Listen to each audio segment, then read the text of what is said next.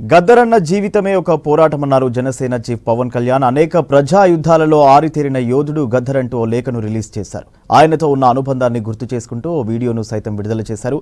గద్దర్ జయంతి సందర్భంగా జనసేన పార్టీ తరఫున నివాళులర్పిస్తున్నామన్నారు జనసేనాని పవన్ కళ్యాణ్. నెల్లూరు జిల్లా టౌన్ హాలులో నేను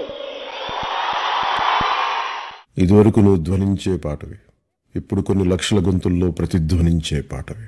తీరం చేరిన ప్రజాయుద్ధ నౌకకి అన్నా, నువ్వు గాయపడ్డ పాటవి, కానీ ప్రజల గాయాలకి కట్టుబడ్డ పాటవి.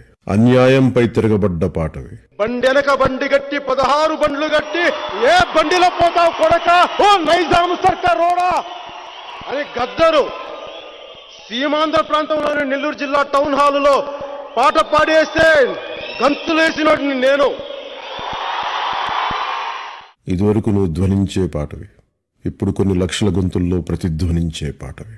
తీరం చేరిన ప్రజాయుద్ధ నౌకకి